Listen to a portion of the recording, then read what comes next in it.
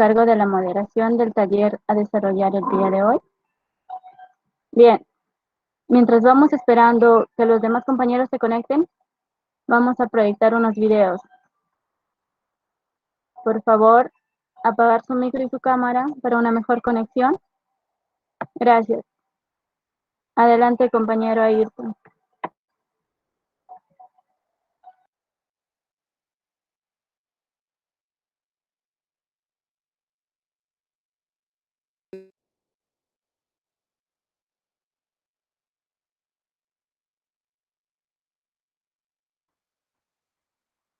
Bien, el día de hoy el taller de creación de cuentos de terror estará a cargo del docente y escritor Gonzalo del Rosario. En esta sesión el taller abordará técnicas y consejos para noveles escritores de secundaria y universidad que pretendan mejorar su prosa con miras a publicar en revistas literarias o postular a concursos. Asimismo, se analizará a los paradigmas fundadores del género como Mary Shelley, Lovecraft, además de introducirnos al clásico del horror peruano en la obra de Clemente Palma, Carlos Carrillo y Fernando Iwasaki, y contemporáneos en las revistas y antologías del editorial Torre de Papel. Recomendamos que todos estén con micrófono y cámara apagada para tener mejor conectividad, salvo el docente. Pedir la palabra por el chat si tienen alguna pregunta o aporte. Por favor, que vaya de acuerdo al tema tratado. Doy paso al profesor para que desarrolle la sesión. Adelante, escritor Gonzalo del Rosario.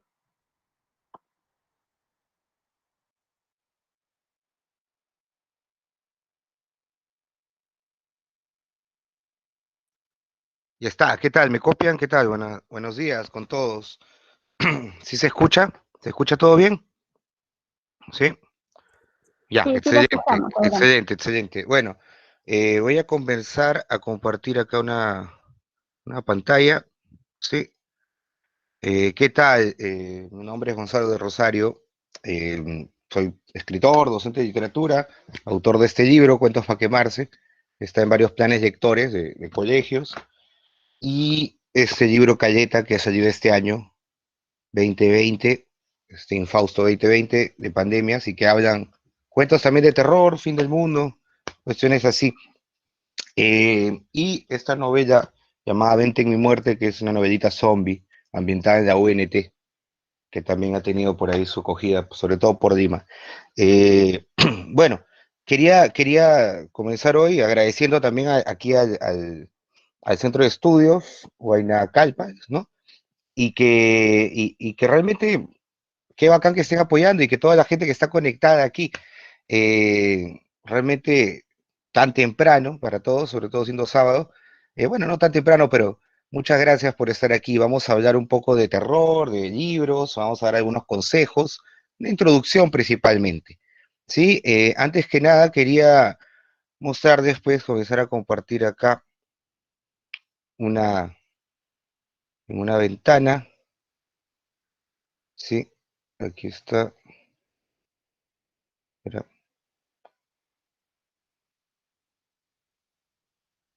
aquí,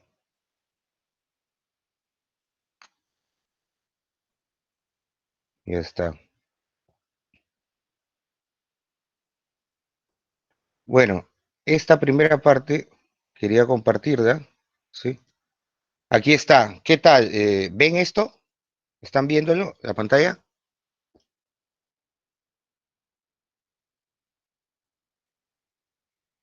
Sí.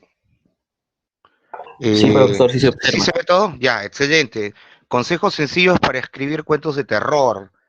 Esta es una de las cosas básicas de frente, vamos empezando, ¿sí? De lo que vamos a hablar un poco del antes, un poco también de cómo evitar la página en blanco, algunos consejos que hacer durante, o sea, el texto, cómo se trabaja. Vamos a hablar también qué hacer después, los consejos básicos para cerrar, algunos temas, vamos también a alguna delineación, ¿no? digamos, de los personajes, del inicio, nuevo desenlace, algunos ejercicios también vamos a tener, ¿sí? Entonces va a estar un poco variadito estos temas. Después, pero antes quería mostrarles, no sé si están viendo ahora siguen viendo esto, ahora sí. Bien, estamos por acá. Bueno, ahora quería presentarles esto. Antes de empezar, no sé si están viendo esta imagen. ¿Si alcanzan la imagen? A verla. Sí, Ya, está un poco incompleta, pero no, está un poco grande, pero vamos a ir bajando, ¿sí? ya, ok. Ya, se ve acá el sangriento camino de la literatura de terror, dice, ¿no? Sí, sí, se está En- notando. ya, ahí está. Bueno, prácticamente en el siglo XIV, ¿no? 1300 por ahí, aparece la Divina Comedia, ¿no? De Dante Alighieri. Que lo curioso de Dante es que se imaginó el infierno, ¿no? Es algo que no estaba descrito hasta que él comienza a escribir y hablar de los círculos y de todos los pecados capitales, ¿no? Eh, lo curioso es que la Divina Comedia también está ligada de algún modo no solo al terror, digamos, con la imagen del infierno, sino también al tema de la ciencia ficción, ¿no? Porque cuando llegan a los cielos, recuérdense que los paraísos que describe Dante eran planetas, ¿no? Incluso coloca la luna, coloca el sol, etcétera. Entonces, de algún modo, eso es un poco la literatura o la grandeza de la literatura en general, ¿no? Que puede mostrarnos un libro de 1300, pero que se proyecta hacia el futuro en general, ¿no? Obviamente Dante Alighieri no estaba pensando ni en terror ni en ciencia ficción, era una obra medieval, pero interpretada ya a la luz de la posmodernidad podemos encontrar ahí una suerte de raíces, ¿no? Eh, Después ya tendría que pasar mucho tiempo. Recordemos que muchas de las cosas que escribía Dante en la Divina Comedia, ¿sí?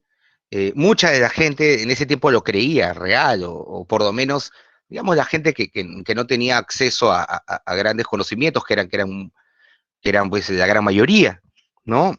Siempre la cultura ha sido elitista y todo ello. Entonces, digamos que la plebe, pues, estaba condenada a solamente creer, digamos, los discursos oficiales hegemónicos de poder, que en este caso eran representados por la religión católica o por las diferentes religiones, etcétera, que estaban ahí, y que mucha gente en la Edad Media, pues, creía que existían los ángeles, o que existían pues, digamos, seres sobrenaturales, o que si te morías te ibas al infierno, cuestiones, porque todavía no había existido pues un renacimiento, y posteriormente tampoco un siglo de las luces, ¿no? O sea, no, digamos que mucha gente todavía sigue creyendo que los libros, por ejemplo, lo que se escribe en la Biblia, ¿no? Digamos, Jonás y la ballena, no sé, Sodoma y Gomorra, el Arca de Noé, digamos, estos mitos con los que se ha fomentado nuestra cultura, en esa época mucha gente creía que era cierto, pues, ¿no? Ahora sabemos que son ficciones creadas, ¿no? Son discursos de poder creados pues, por una cultura. Eh, pero el terror, ¿en qué momento surge? Cuando se da ese choque entre la racionalidad y lo sobrenatural. Pero ese choque no se daba en la Edad Media, como les digo, o no se daba incluso hasta en el Renacimiento. O sea, llegaron, si no hubiese existido pues la Inquisición acá en el Perú, o en Latinoamérica en general. Básicamente es cuando comienza a chocarse y comienza la gente a preguntarse si es esto cierto o no, si son estos discursos reales o no, válidos o no, que comienza a aparecer la literatura fantástica, porque no tendría sentido, ¿sí? Que un vampiro o un Frankenstein tuvieran tanto éxito en una época en donde la gente sí creía que eso era cierto. Más bien, recordemos que a fines del siglo XVIII, y sobre todo a comienzos del siglo XIX, para 1800, eh, se da también la revolución industrial, ¿no? Estamos hablando de una época en donde la gran mayoría, la gran mayoría de gente ya digamos, está subordinada a la razón. Entonces ya no están creyendo huevaditas, pues. Entonces, ¿qué es lo que sucede? Que para fines del siglo XVIII, sobre todo el siglo XVIII para 1700, digamos, todo lo que era científico comienza a tener importancia, preponderancia. Entonces, todos aquellos discursos religiosos o míticos comienzan a ser desplazados como temas, pues, digamos, anclados en la antigüedad, digamos, desfasados. Entonces, si no existiese ese choque entre la racionalidad y lo sobrenatural y lo paranormal, que comienza a surgir como un escape a tanta racionalidad, a tanto yugo de racionalidad, entonces la literatura fantástica no hubiese existido. Es una dialéctica, ¿no? Básicamente sería como si fuese la tesis, sería pues, digamos, el pensamiento creyente, ¿no? Religioso, mítico. La antítesis sería pues la racionalidad, ¿no? Toda la filosofía, toda la ciencia que surge desde el Renacimiento en adelante, ¿no? Y posteriormente la antítesis vendría a representar esta literatura fantástica o de terror que comienza a surgir como una reacción de ambos, ¿no? Como una reacción tanto en contra de la racionalidad como una reacción también hacia lo antiguo, hacia reevaluarse. Entonces, eh, recordemos, Frankenstein de Mary Shelley el monstruo, ahí se la pregunta, el monstruo es aquel ser creado artificialmente con partes humanas, con cadáveres humanos, o es el científico que juega a ser Dios, ¿no? Esa es la pregunta que se plantea Mary Shelley, ¿no? ¿Quién realmente es el verdadero monstruo? O es la sociedad que juzga a lo diferente, como en el caso del monstruo de Frankenstein. Pero recuerdo que Frankenstein era el doctor, ¿no? Comúnmente se asocia a Frankenstein con el monstruo, pero el monstruo tenía el nombre de monstruo simplemente. Eh, entonces, ahí hay una crítica. O sea, Mary Shelley, al igual que en su momento Dante Alighieri, porque así son los escritores grandes, Mary Shelley combina lo que estaba viviendo en esa época, o sea, ella iba a las universidades, era una mujer muy culta, ¿no? Hija de dos intelectuales, ¿no? Uno de ellos era impresor, y si no me equivoco, la madre de Mary Shelley era también una de las primeras feministas de la historia. Entonces, era obvio que iba a dar a luz una hija que iba a fundar toda una escuela literaria, ¿no? Eh, entonces, ella lo que critica es esto, estos avances científicos, ¿no? Veía como una rana aplicándole energía eléctrica, llegando de electricidad, comenzaba a mover las patas. Entonces ella decía, si aplicamos eso a un cadáver, podríamos conseguir que reviva. Y el libro tuvo mucho éxito en su momento, pero sería lo más importante que fundaría las bases, ¿no? De lo que estamos hablando como literatura fantástica, y de terror sobre todo, y de ciencia ficción. En la vía Diodati, ¿no? Donde surge, ahí en Suiza, donde surge en aquel año sin verano, ¿no? Eh, donde se encierra pues Mary Shelley con su esposo Percy Shelley, con el amigo de este, que era el dueño de esa casa, que era Lord Byron, el poeta, más la amante de Lord Byron, que si no me equivoco era la medio hermana de Mary Shelley, y John Polidori, que era el médico de cabecera de Lord Byron, y obviamente después de hacer todo lo que tendrían que hacer, de tomar y hacer orgías y lo que sea, obviamente dijeron, bueno, estamos aburridos, no hay internet, no hay celulares, no hay WhatsApp, no hay nada que ver, no hay memes, no hay YouTube, no hay Netflix. ¿Qué hacemos? Contémonos historias de terror. Comienzan a contarse historias. Esa noche Mary Shelley idea al Frankenstein y John Polidori, inspirado en Lord Byron, crea El vampiro, ¿no? Digamos, la primera obra que hablaba sobre una especie de este arquetipo del conde, ¿no? Del conde seductor que seduce a adolescentes para subtenerles la sangre, ¿no? Porque antes de eso, antes digamos, de esta imagen o de este arquetipo del vampiro, que era como un conde, ¿no?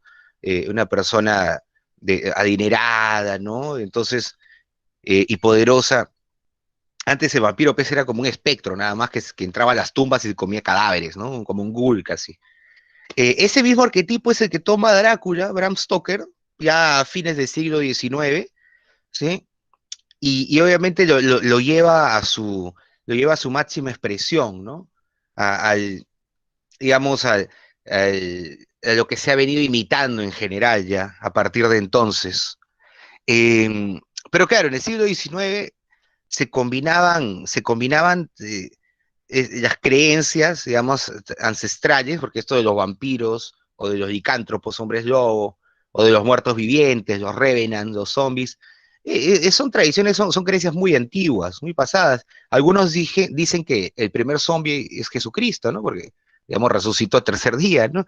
Entonces, estamos hablando de que siempre esa tradición de la resurrección estaba, o de superar a la muerte, estaba presente en las obras. Recuerden que los vampiros son seres no vivos, ¿no? O sea, simplemente son inmortales, son como entes que están entre la vida y la muerte. Eh, pero viene y comienza a aparecer, comienza a pasar el siglo XIX, eh, y los vampiros no son lo único que realmente llama la atención. Aparece obviamente Hoffman en Alemania, que comienza a hablar de los autómatas, comienza a hablar también de los robots, ¿no? Por ejemplo, en esta obra El hombre de la arena, ¿no? De Sandman, o comienza a hablar, también tiene su libro Vampirismo, ¿no? Comienza a hablar, o Los elixires del diablo, ¿no? Hoffman, en Alemania, comienza, pues, a todas las tradiciones de fantasmas, de vampiros, de autómatas, los comienza a escribir. Tanto es así que en Estados Unidos aparece un Edgar Allan Poe, pero Edgar Allan Poe ya no le importaba los vampiros, no le importaba los hombres, los muertos vivientes, nada de eso. Edgar Allan Poe, con él empieza ya el terror posmoderno, ¿no? Digamos, mejor dicho, el terror moderno, mejor dicho. Eh, Él hace que tu gato negro te dé miedo, o sea, algo cotidiano.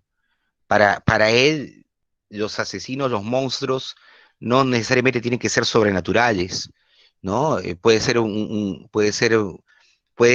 el miedo venir de una catalepsia, ¿no? Digamos, combina un poco la ciencia, ¿no? Las personas que son enterradas vivas, ¿no? Hay un cuento de entierro prematuro de Edgar Allan Poe. O sea, comienza a darte miedo con situaciones que podrían suceder, ¿no? Y ahí comienza a cambiar el paradigma. Ya no necesitan un monstruo, ya no necesitan un fantasma. Ahora el verdadero monstruo es el humano, ¿no? Con Edgar Allan Poe aparece ello.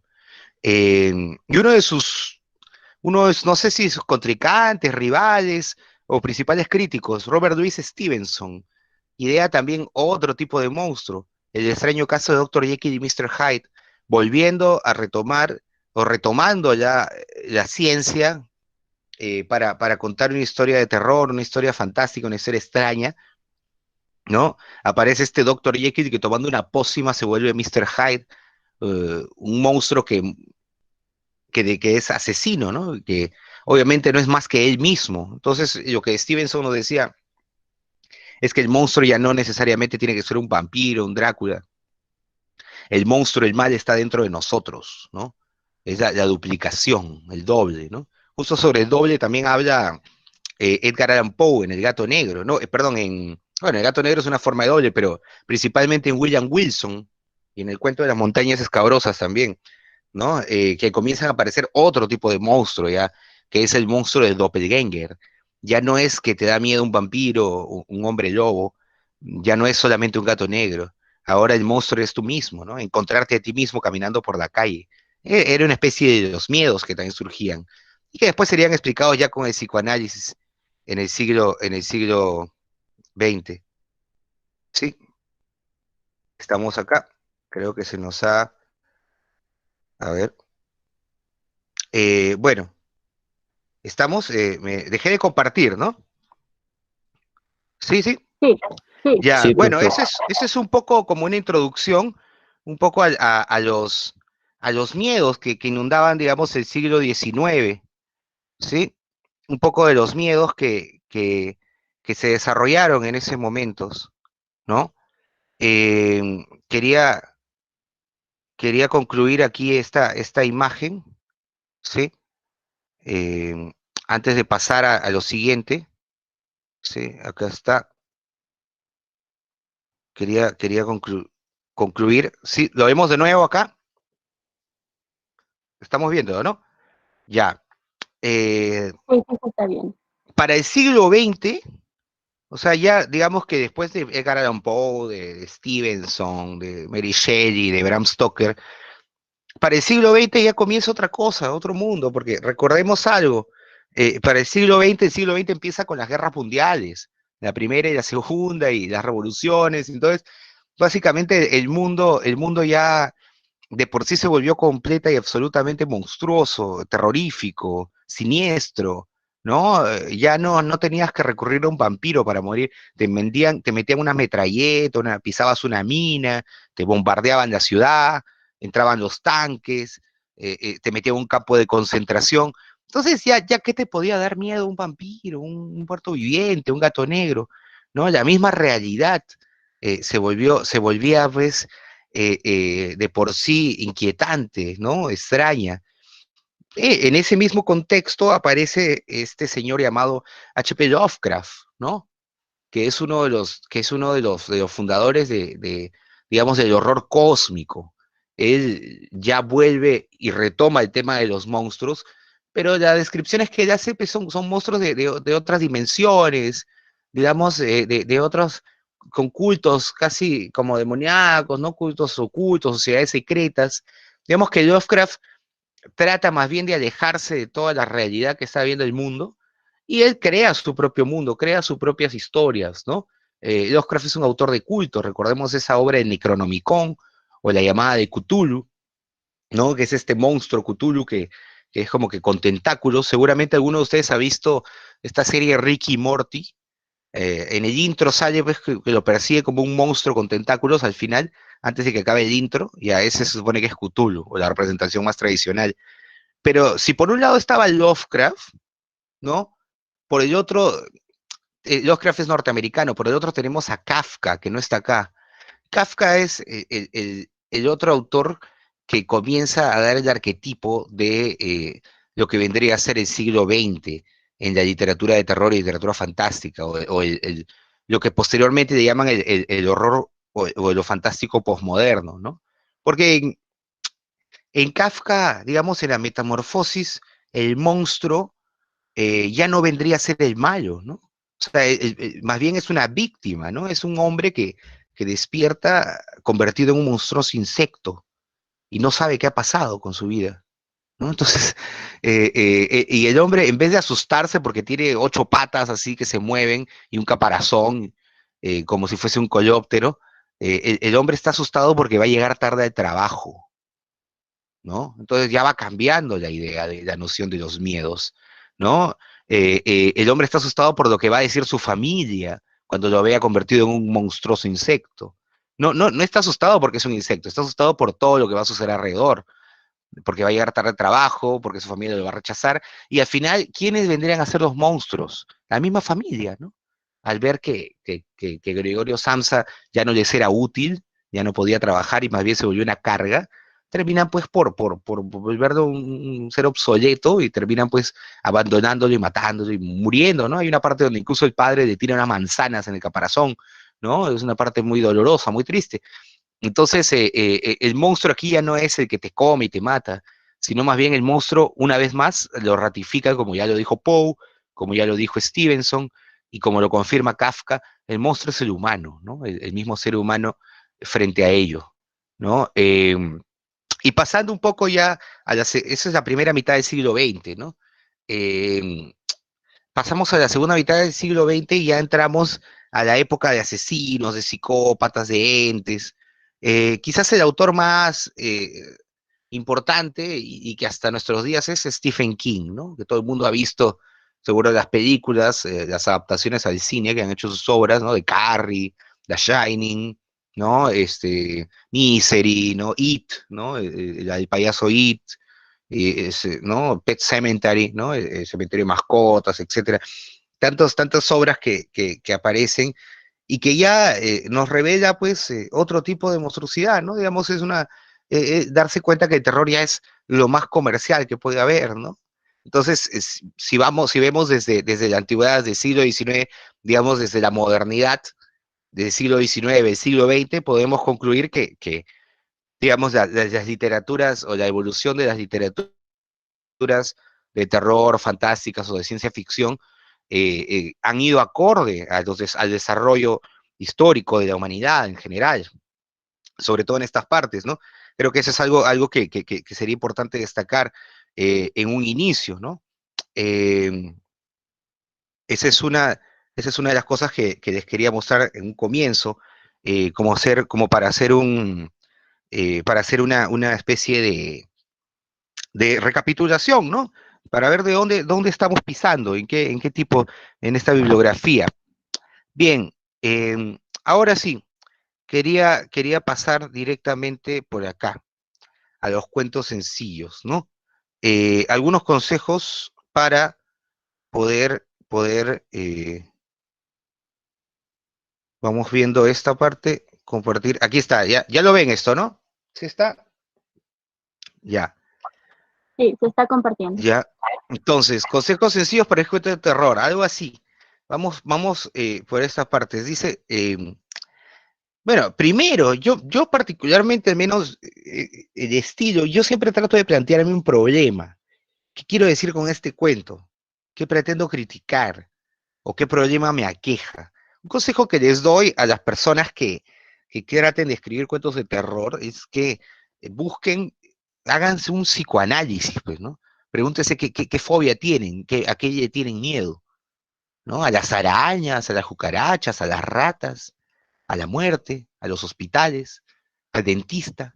¿A qué le tienen miedo? Al examen final. ¿A qué le tienen miedo, no? A contagiarse del coronavirus, del COVID, a la prensa, ¿no? O sea, ¿cuáles son los miedos que más aquejan a uno? Eso es lo principal, ¿no? Ahora, a mí me interesa que las historias, particularmente cuando uno escribe, que no sean solo miedo por miedo, dar miedo y ya, sino que planteen un problema. O sea, la misma sociedad actualmente está plagada de eso, ¿no? Hace unos años atrás, ¿se acuerdan esta noticia de esta, de esta, de esta chica que fue quemada en un micro, ¿no? Eso es demasiado gore, ¿no? O estas noticias que están viendo ahora de personas que los encementan, ¿no? Que los meten en un barril con cemento y esto. ¿En dónde estamos, no? ¿Qué es lo que está pasando, no? El bullying. Entonces, ¿alguien se acuerda de Paco Yunque, de César Vallejo? Ya desde ahí se desarrollaba el bullying, ¿no? De Paco Yunque hasta Carrie, de Stephen King, ¿no? Recordemos esta señorita, esta adolescente que termina aniquilando con sus poderes telepáticos, telequinéticos, a toda su promoción que le hacía bullying en la fiesta de promo, ¿no? Entonces, están hablando de un problema social, de un problema real, ¿no? Corrupción política, trabajo infantil, contaminación. Hace poco, la semana pasada, o hace un par de semanas, han asesinado, ¿no? A dos adolescentes en una lucha justa, en contra de un golpe. Eh, ¿Eso qué es, no? Realmente, o sea, simplemente sales a exigir tu derecho, ¿no? A una libre protesta, a que se escuche tu voz y te matan, ¿no? Entonces, hay algo, una sociedad monstruosa a la cual no le importamos. Eso tenemos que tener en cuenta. Entonces, yo siempre considero que si en el siglo XXI el terror sigue estando en boga, es porque lamentablemente eso es lo que nos toca, ¿no? Este año prácticamente ha sido un año de ciencia ficción, un año a lo Black Mirror, ¿no? Este 2020, ¿no? Un año que nadie va a querer recordar y que lamentablemente seguro lo van a recordar en películas, en series, en telenovelas, qué sé yo, en libros, ¿no? Va a quedar cada uno, las secuelas de la pospandemia también. Hay gente que todavía no sale de sus casas, están asustados, ¿no? Entonces, a eso es a lo que vamos, ¿no? La contaminación ambiental, las mismas redes sociales, tantas temáticas que se pueden haber, pero recordemos algo, ¿no? Eh, Solamente para adelantarnos, Edgar Allan Poe se puede decir que es el autor de terror más importante de la historia. ¿De dónde es Edgar Allan Poe? Es norteamericano. Cosa curiosa, ¿no? El país que más guerras ha hecho en el mundo, el país que más ha destruido a otros países pequeños, a través de historias o bien lo debes saber a Ayrton y todos los que están aquí. Sus mejores escritores son, entre otros, porque tiene muchos buenos escritores, pero digamos que sus escritores más leídos son escritores de terror, ¿no? ¿No les parece curiosa esa asociación entre terror y Estados Unidos? O sea, actualmente el escritor más importante es Stephen King, que es de terror. Claro, ojo, Stephen King durante toda la era Trump fue uno de los principales críticos, y eso habla muy bien de un escritor como Stephen King, que estaba siempre jode y jode todo lo que hacía Trump, ¿no? Porque esa es la actitud de los escritores. Quizás Estados Unidos puede ser uno de los países políticamente más devastadores del mundo, de la historia de los últimos años, pero su literatura, sus escritores, realmente, digamos, sirven como una contradicción a ello, ¿no? Como un empuje, como una suerte digamos, de resistencia contra esa opresión, ¿no? Ese debe ser el papel de los escritores en general. ¿Cuál se debe elegir? El tema que más domines, más sencillo, o sea, no te bandes con cosas que no entiendas, con cosas que no sabes. O sea, si puedes hablar de tu propia habitación y el fantasma que habita bajo tu cama o en tu armario o en tu habitación o en tu cómoda, hazlo. O sea, no tienes por qué irte a Transilvania o a un castillo gótico para escribir terror, lo puedes hacer en tu propia casa. O sea, hablar de los escenarios más comunes, ¿no? Porque se nota cuando algo es impostado. O sea, lo mejor que puede haber es la naturalidad a la hora de escribir un texto, ¿sí? Que se note esto. ¿Cuál tema elegir? Lo que más domines, el problema que consideres más urgente. O sea, solamente abre cualquier periódico o cualquier diario chicha, y vas a encontrar un montón de historias que contar si es que quieres que inspirarte, ¿no? Ya la parte del escritor o del autor, pues, viene viene por inspiración propia, ¿no? O sea, te dan una historia y ahí tú la puedes continuar, ¿no? Y la elección de los narradores, creo que esto es básico, es muy importante, ¿no? Eh, Particularmente me parece que es mucho más sencillo, mucho más fácil hablar en tercera persona, ¿no? El narrador omnisciente, el Dios, ¿no? Eh, Usa la tercera persona, el de ella, ¿no? Es es más sencillo porque todo lo sabe, todo lo ve, todo lo hace. Digamos que es típico en los clásicos del siglo XIX, ¿no? Madame Bovary, Eugenia Grandin, Balzac, Flaubert, digamos por citar, no necesariamente autores de terror. Recuerden algo, para escribir terror, y ese es un consejo que les doy, y es un consejo que quizás no los escritores de muchos autores de terror cometen. A veces pienso esto, que si un escritor de terror solo lee literatura de terror, va a ser pésimo, pues, ¿no? Qué aburrido, ¿no? No, tienes que leer literatura en general, porque a veces uno lee antologías o revistas y son, pues, textos cuadriculados, textos como armados, textos donde ya sabes a lo que va, ¿no? Donde no hay ningún tipo de innovación, ¿no? Donde no hay ningún manejo a veces de lenguaje. Leer mucha poesía, leer mucha literatura clásica. Clásica no les digo de Homero y Ilíada, ¿no? Clásica en el sentido del siglo XIX en adelante, pues, ¿no? Desde la modernidad, desde la narrativa realista, ¿no? Leer a Maupassant, leer a Hemingway, leer estos maestros de los cuentos, que no necesariamente son terror, pero que te va a moldear el estilo, ¿sí? Por eso les digo, muchos autores de terror que conozco, y también noveles, terminan cometiendo ese error de despreciar otros tipos de literaturas, pensando de que solo leyendo terror vas a escribir terror. No, vamos. Literatura es literatura, tenga la etiqueta que se le coloque, sea romántica, sea infantil, sea de terror, sea de ciencia ficción, sea realista, sea política, debe tener cierto grado de esteticidad y de belleza y de manejo de lenguaje y sobre todo de orden, de estructura, ¿sí? Porque si no, a veces se puede escribir mil veces la misma cosa, ¿no? Pueden estar escribiendo el mismo cuento 20.000 años y no va a cambiar, ¿no? Solo le cambian el nombre a los personajes y ya, ¿no? Terrible. El narrador testigo. Este es otro de los típicos, creo que es lo más usado en los cuentos en los cuentos fantásticos, en los cuentos de terror. Es mucho más fácil cuando empieza la obra diciendo, esta historia me la contó tal persona, o esto lo escuché, o esto lo vi, o esto me dijeron. porque ahí te da la facilidad de que solo vayas a hablar de lo que a ti te dé la gana y lo que se supone que el personaje sabe. Cuando un narrador es omnisciente, cuando un narrador es el tipo Dios, tiene que saberlo todo, pues, ¿no? O sea, tienes que ser un Flaubert, un Balzac, ¿no? Entonces, y no todos tenemos ese conocimiento.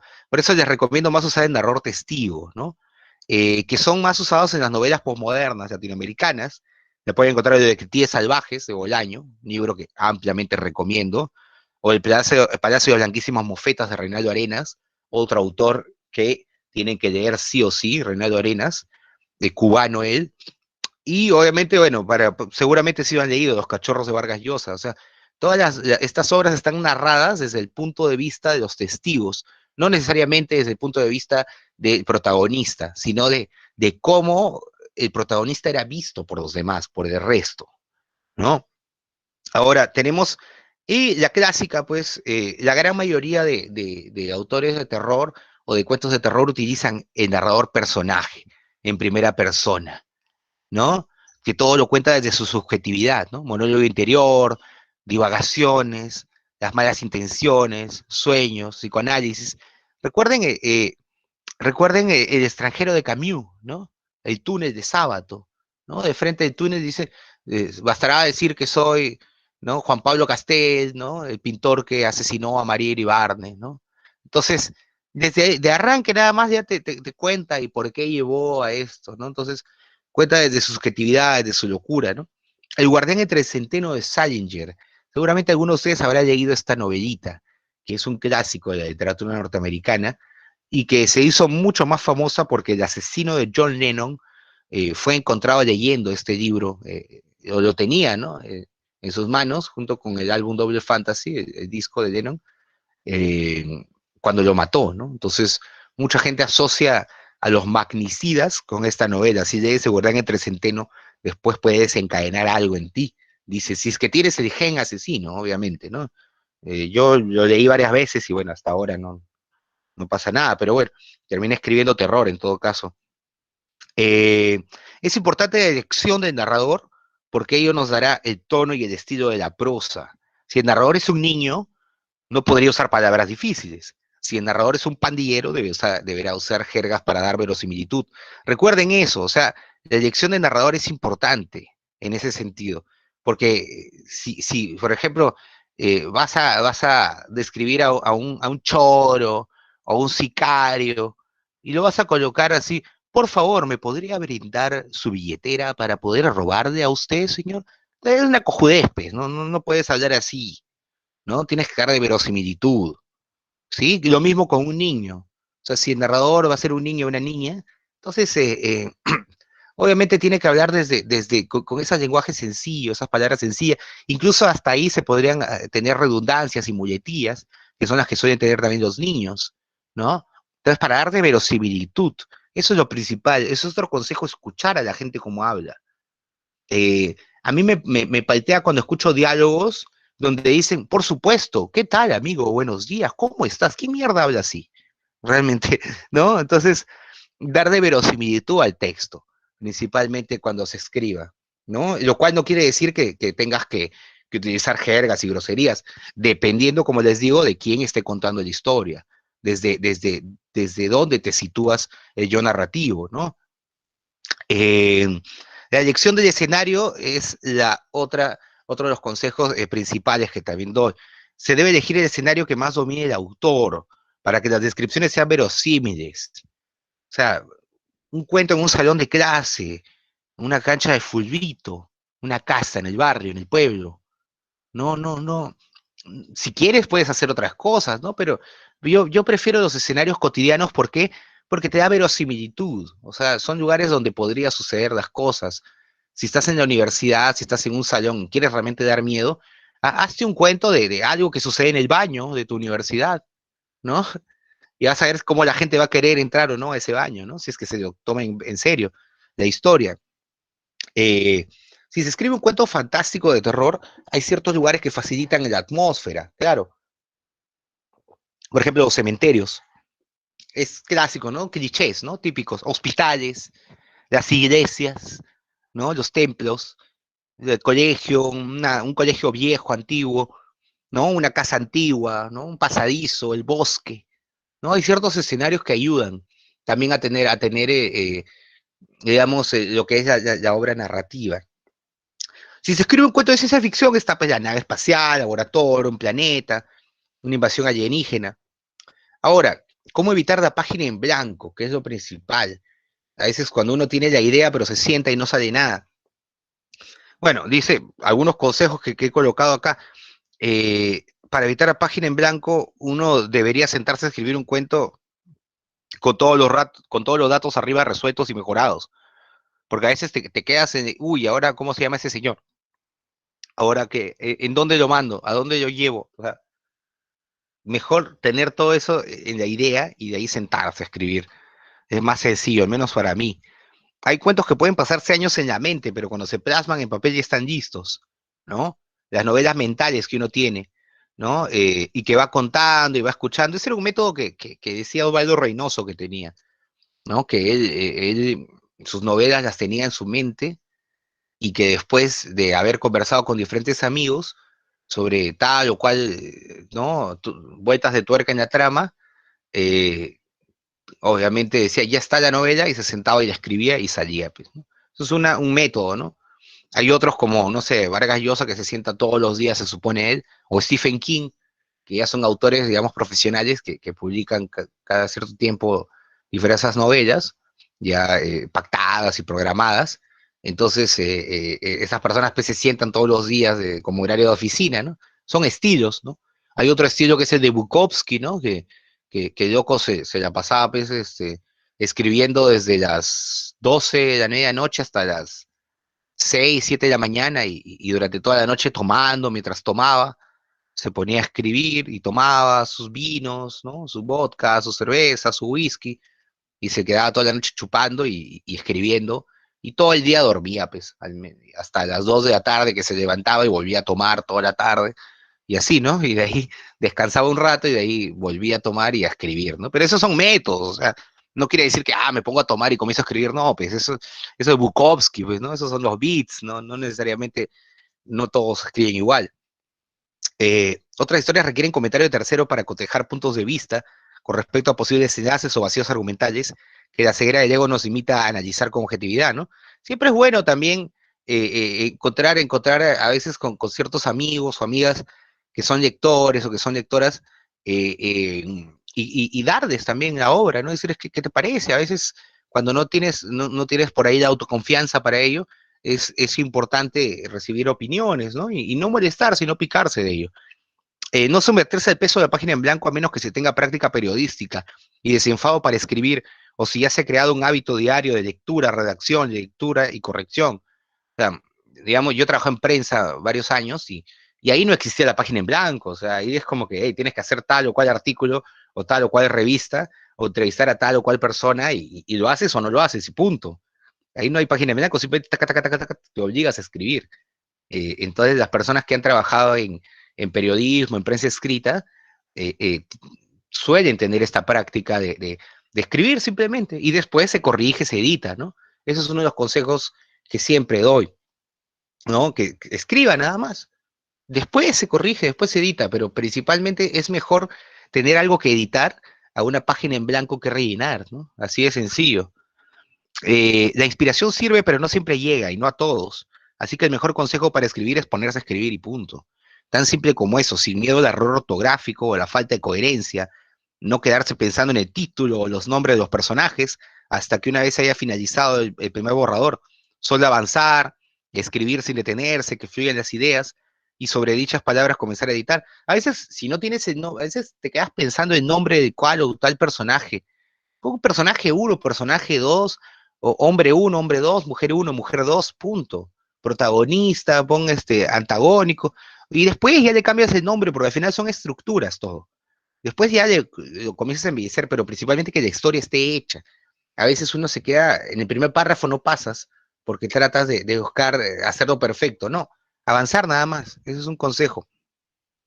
Ahora, antes de pasar a esto del cuento, quería esta parte, estos consejos básicos. ya que estamos haciendo los consejos antes de pasar ya en sí al cuento. Prohibido las muletillas periodísticas, ¿no? Aunque la redacción periodística sirve para ordenar ideas y transmitirlas de manera clara, y a pesar de los grandes escritores que fueron y son periodistas, se debe evitar las muletillas de la redacción formal, en la redacción literaria, porque le baja el nivel. O sea, conectores como, por tal motivo, habida cuenta, es pues, y es que, por tal razón, o sea, eso te mata la historia. Esto puede funcionar para una solicitud, para un oficio, para un artículo, pero le hace un tremendo daño estético a cualquier cuento. O sea, lo mismo para los adverbios determinados en mente, ¿no? A veces cuando quieren sonar bacán dicen, exageradamente, me dijo, lentamente, me dijo, ¿no? Arbitrariamente. No, no, eviten esas cosas, terrible. Hay ciertas palabritas que le restan el estilo. Estos consejitos que les estoy dando normalmente son consejos de pata, ¿no? O sea, no sé si son cosas que los escritores lo saben de manera directa esto, ¿no? Cualquier persona que lee, que escribe, ¿no? Y que se puede ver, ¿no? Entonces evitar, ya saben, las muletillas. Otra cosa, prohibido el floripondio, ¿no? No estoy hablando de meterse su viaje en floripondio, que es bravo, no. Menos es más. Evitar el palabreo innecesario. Por pretender sonar interesantes, muchos autores inocentes terminan escribiendo guachafadas monumentales, ¿ya? Leer mucha poesía para evitar esos exabruptos. La poesía te da concisión para la narración y te forma en estética literaria. O sea, leer a Watanabe, leer a Pizarnik, ¿no? Leer a Borges, leer a Vallejo, ¿no? Leer a Eilson, ¿no? Leer a Blanca Varela, ¿no? O sea, leer a Carmen Ollé, o sea, leer poesía, realmente, ¿no? Muchos, como les digo, muchos autores de terror desdeñan otro tipo de obras, y es por eso que muchas veces sus obras pues carecen de una calidad muchas veces estética, ¿no? Y terminan siendo consideradas para muchos su literatura, literatura pulp, ¿no? Evitemos eso, ¿no? Eh, no necesitas florear, ¿no? Leer a Borges, lean La Casa Asterión, lean ficciones, lean el Aleph. Van a encontrar que no hay ninguna palabra de más ni de menos, no hay ningún punto de coma que sobre, nada, ¿no? Prohibido el arjonismo, ajá. ¿Qué significa? Se denomina arjonismo al juntar palabras carentes de sentido, solo por pretender sonar interesantes. Es casi como el floripondio y la guachafada, pero citando a este señor Arjona, ¿no? Ejemplo, hay una frase que decía Arjona que decía, ¿cómo encontrar una pestaña a lo que nunca tuvo ojos? Me parece una frase realmente guachafa, ¿no? Kitsch, ¿no? Terrible, ¿no? O sea, no tiene sentido eso. Pero para mucha gente eso es poesía, pues, ¿no? O sea, como para mucha gente, pues, Paulo Coelho o Cuauhtémoc, que es literatura, ¿no? En general, ¿no? Pero cada quien en su tema, ¿no? Lánzame un sí camuflajeado, dice. Qué porquería, realmente. No entiendo, no entiendo por qué tratar de inventar. El único uno de los pocos que podía inventar palabras y sonar genial era César Vallejo, ¿no? Lean el poemario Trilce. Ahí, si quieren encontrar palabras realmente nuevas, no nada, ¿no? Estrenomudo. O sea, palabras extraordinarias, pero no caigamos en eso, ¿no? Por eso, como les repito, leer poesía. Prohibido las cantinfladas pseudo vanguardistas. Tributo al célebre cómico Cantinflas, quien era conocido por mezclar palabras sin decir nada de una manera rimbombante y absurda que buscaba causar risa. Algunos nobles autores pretenden emular a los poetas surrealistas o barrocos y terminan escribiendo disparates que ni el mismo Melcochita o el propio Cantinflas reconocerían. ¿Sí? O sea, como les digo, menos es más. Si vas a contar una historia de terror, procura ir directo al grano, no andarte pues con rimbombancia o verborrea pseudo cortasariana, no viene el caso escribir así, sobre todo a estas alturas, a menos que pues, domines una prosa ¿no? Prohibido frases hechas o los refranes conocidos.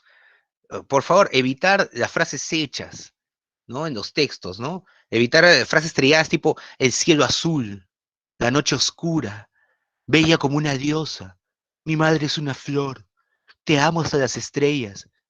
Terrible, eso está bien para un niño pues, de 6 años, de 7 años que está aprendiendo a escribir, pero no, pues no.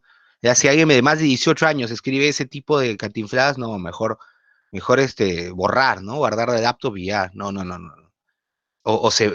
Para eso es importante la poesía, porque te ayuda a evitar, en la medida de lo posible, las frases hechas, ¿sí? Eh, o frases coloquiales, ¿no? Traje de domingo, o sea, frases antiguas, ¿no? La niña de mis ojos, la plata como cancha. No, pues, o sea, eso lo puede decir cualquier político corrupto, puede decir eso, pues, ¿no? Entonces, no necesariamente, no necesariamente eso mata el texto. Frases hechas, frases trilladas, y sobre todo no colocar para resolver o explicar cualquier parte del texto, colocar refranes, ¿no? O sea, que un personaje comienza a decir, camarón que se duerme, se lo lleva la corriente. Cría cuervos y te comerán los ojos. No por mucho madrugar. No, no, no, evitemos las frases hechas y los refranes. A menos, claro, que el personaje sea un refranero o una persona y por ahí se vaya a indagar filosóficamente en algo, pero de ahí, por poner una explicación a una acción que ha sucedido colocando un refrán, también te lo mata todo, básicamente, ¿no? El plagio involuntario. Se da mucho en los jóvenes, plagio involuntario. Es común en niños y adolescentes que empiezan a escribir, ¿no? Como leen diversas obras, escuchan muchas canciones o ven demasiadas películas en internet y series, entonces a veces toman frases completas o diálogos sin citar a la fuente, pensando que nadie más que ellos o ellas conocen esa serie, esa película, ese libro. Eso es plagio. Aquí en cualquier parte es plagio. Cuidar mucho aquello que con una simple googleada, antes de mandar cualquier texto a concursos nacionales, a menos claro que cites, ¿no? Digas, en la serie tal, o en la película tal, no sé, o me hace recordar aquella frase que dijo el Guasón, el Joker, antes de asesinar a tal, y dices, ¿no? ¿Qué tal otro chiste, ¿no? O sea, se puede hacer también. O sea, hay que saber colocar también las palabras, ¿no? O a veces hay lo que se llama la metaliteratura, digamos, la intertextualidad, ¿no? Jugar con otros textos, jugar con otras obras, ¿no? Jugar con otras. Hay mucha gente que parafrasea o cita o rinde tributo a otros autores. Es distinto ello. Eso es algo que se puede ver, ¿no? Y leer el cuento en voz alta antes de publicar. Eso es un consejo que también les doy. Una forma eficaz para corregir cualquier cuento es leerlo en voz alta.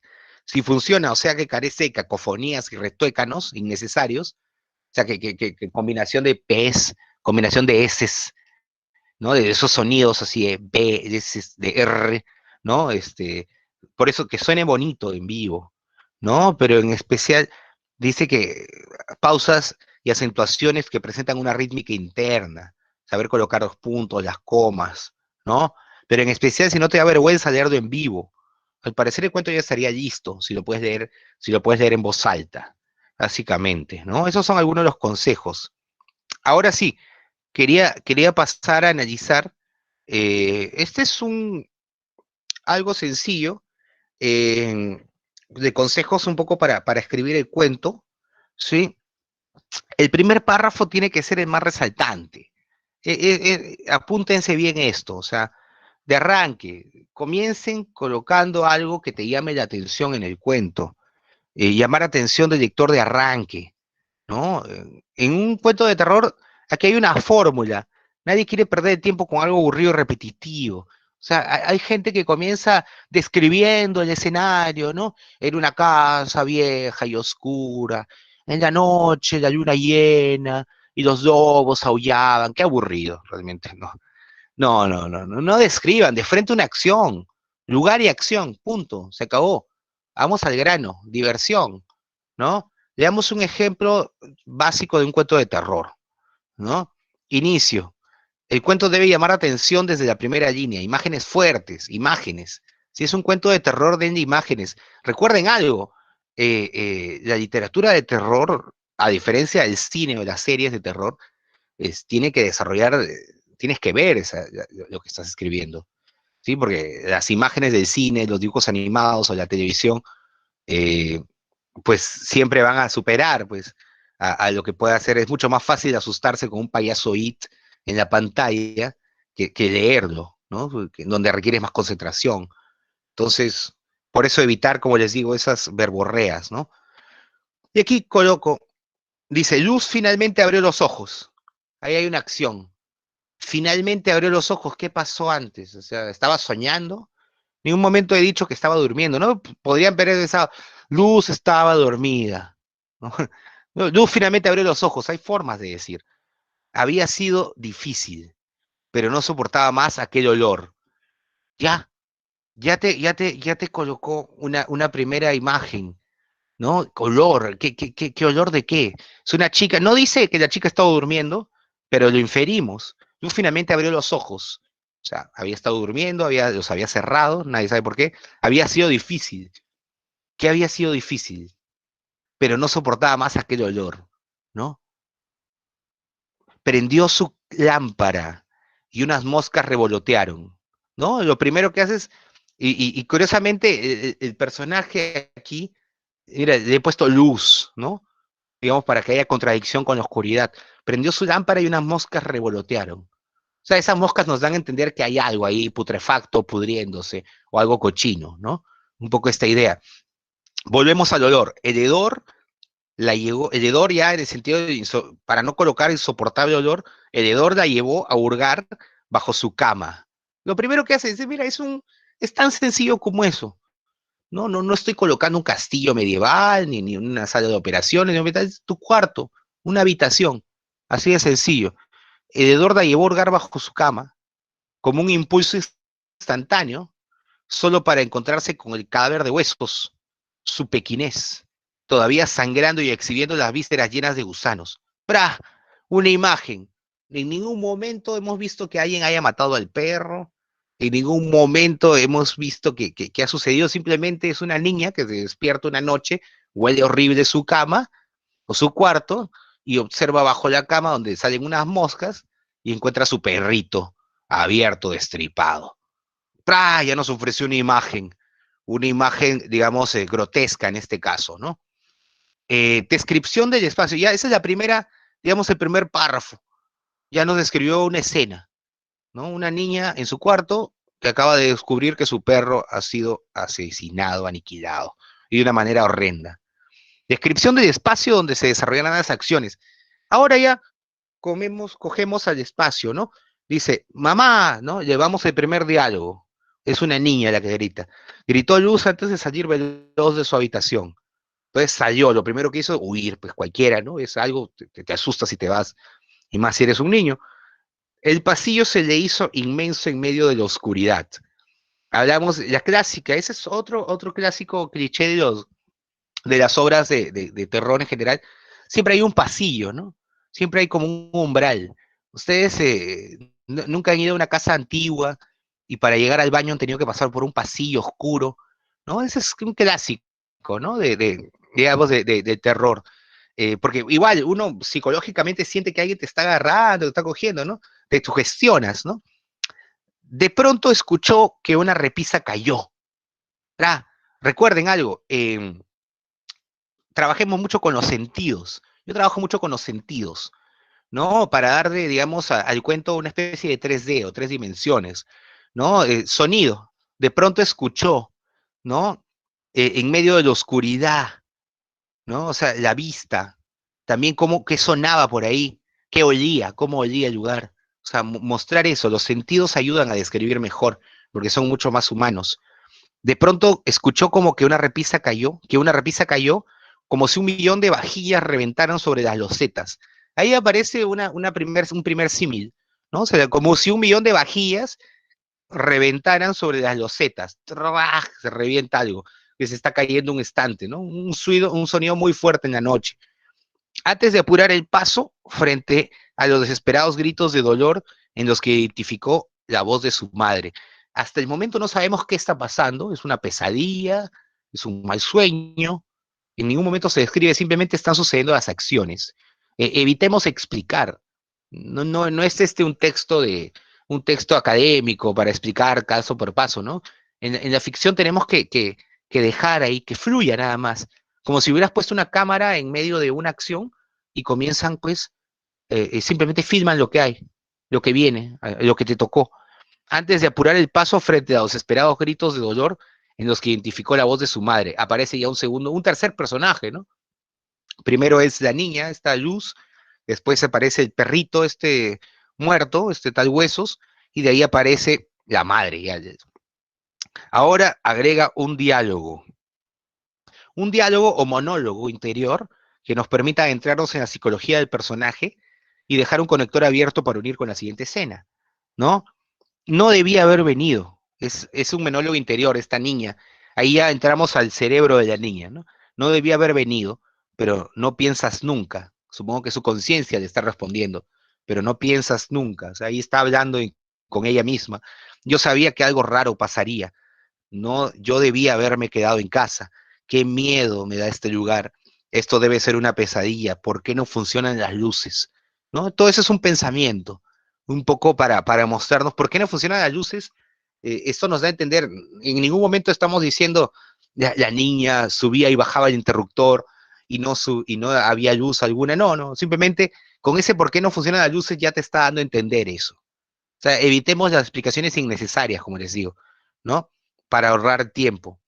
Eso sería la primera parte, o sea, es una niña, el inicio, ¿no? Es una niña que se despierta, ve a su perro muriendo, después sale de su cuarto, escucha gritar a su madre y sigue y comienza a pensar y nos metemos en la psicología de qué está pasando con ella.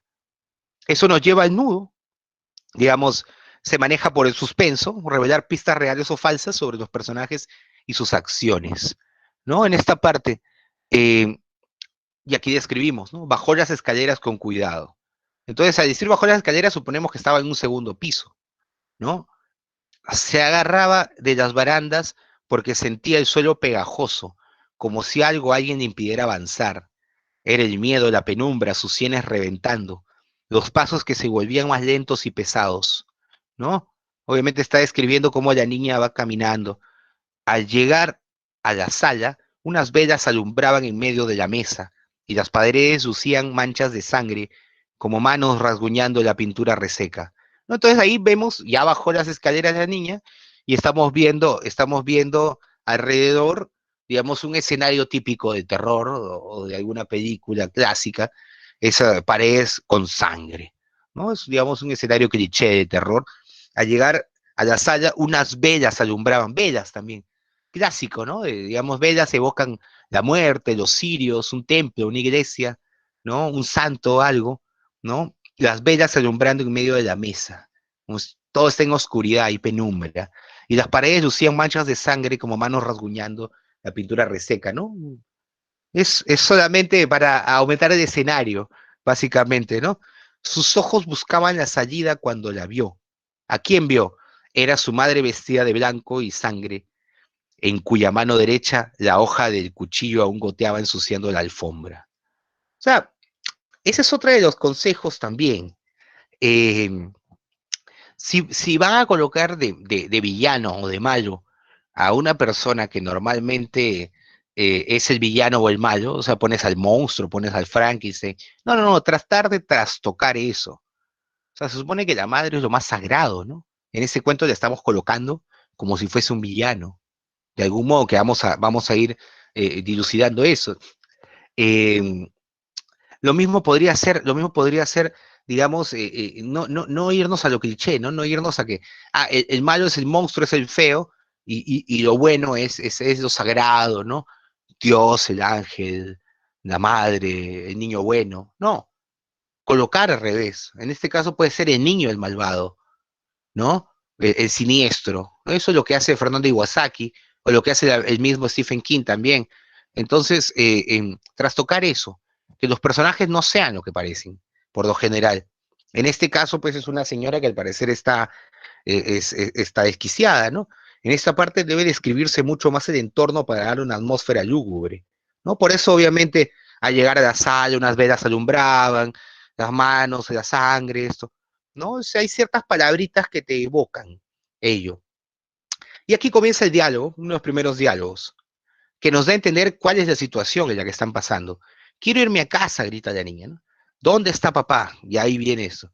Quiero volver con él, gritó Luz desesperada a su madre, quien le sonrió y miró desorbitada. ya comienzas al personaje como... Entonces, estamos hablando, sin decirlo, podemos decir que, podemos afirmar que es una familia, digamos, disfuncional o que están separados los padres. No, en ningún momento he explicado eso. Simplemente se infiere con los diálogos. ¿Sí? Evitar las explicaciones, simplemente que el diálogo surja. Quiero irme a casa. ¿Dónde está papá? Quiero volver con él. Le gritó Luz desesperada a su madre, quien le sonrió y miró desorbitada. Pronto nos reuniremos con él, dijo su madre y lanzó una carcajada nerviosa, ¿no? Ah, frase típica de un psicópata, ¿no? ¿Qué le has hecho ahora? Ese que le has hecho ahora supone que antes también ha pasado algo similar. Y la niña dice, llamaré a la policía. Manifestó enfurecida, Luz enfurecida y corrió hacia la puerta, o sea, para escapar, ¿no? Entonces, un diálogo con revelación que mantenga en vilo al lector para el final. También se muestran datos sobre los personajes de manera sutil. Padres divorciados, temor de la niña por algo, o sea, algo que ya ha sucedido.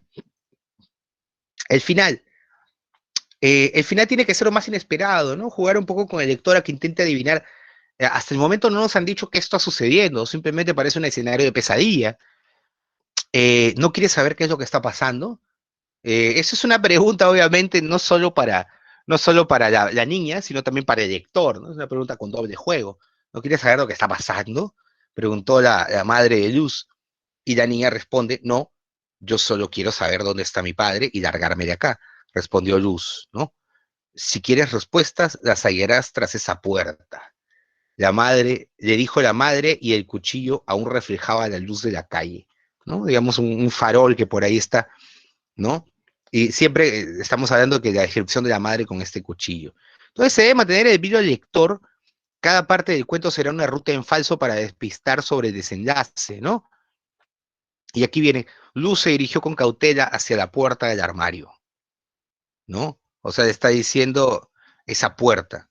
O sea, no está hablando de la puerta. Por la ubicación cercana de la salida, dudó en seguir, pues solo quería huir, buscar ayuda y acabar con esta pesadilla, pero su curiosidad pudo más. No temas, abre esa puerta con confianza, dijo la madre, le mostró los dientes, ¿no? Ya estamos ahí vamos viviendo más imágenes, ¿no? Solo con simples palabritas podemos delinear ese personaje, sin necesidad de meter tanto floro. Giró la perilla con fuerza, con la fuerza del temor. La oscuridad del armario le impidió ver lo que se abalanzó sobre ella.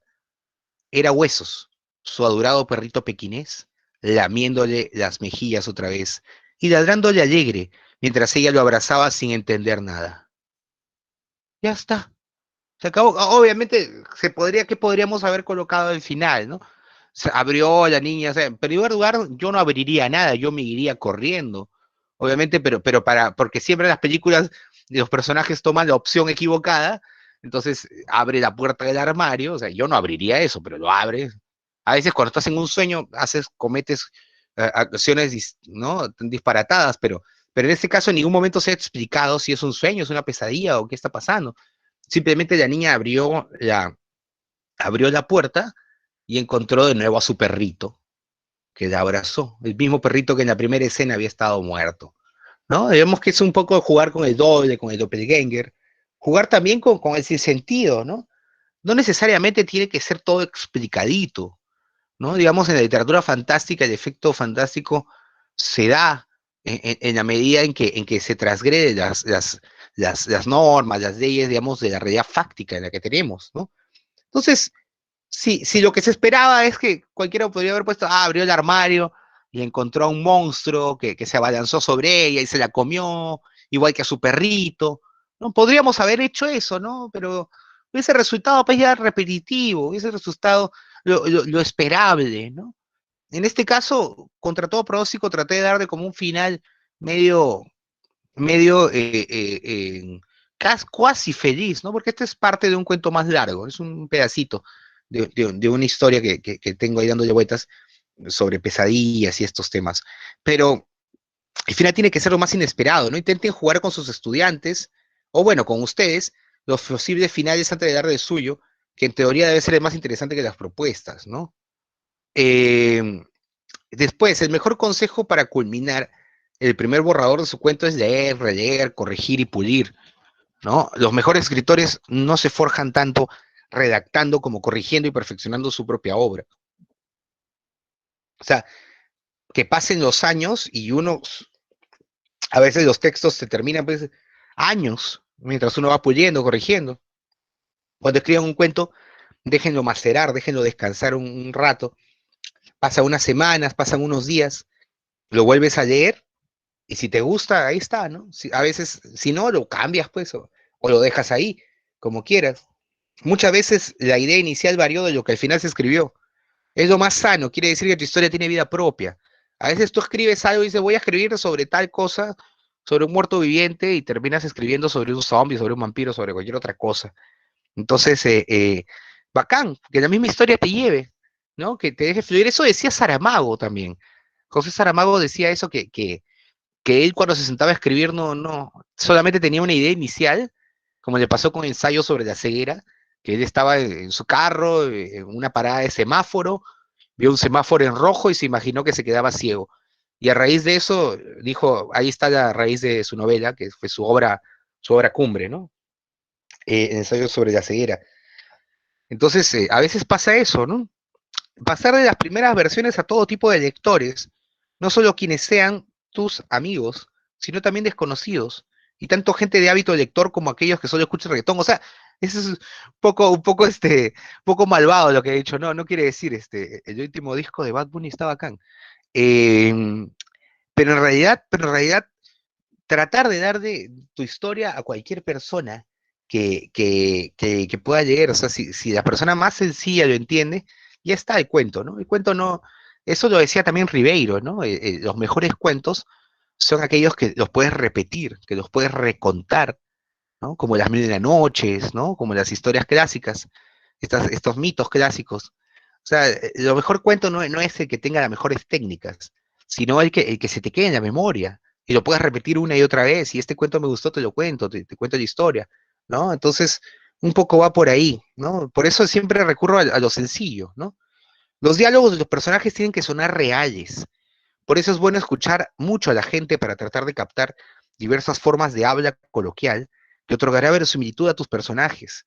Un barra brava de Copa Perú no debería sonar como un catedrático de lingüística, a menos que sea humor negro, claro, ¿no? O sea, si estás jugando con el humor, quizás, ¿no? Pero dar de verosimilitud, escuchar cómo habla la gente, eso te va a permitir que tus personajes hablen distinto, cada uno.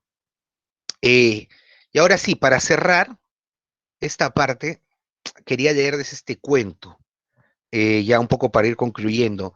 Es un cuento de Fernando Iwasaki, es un autor de mis favoritos.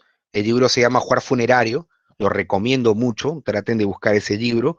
Ajuar Funerario de Fernando Iwasaki son microficciones de terror, que es algo es algo que uno se preguntará, ¿cómo así pueden escribir literatura de terror?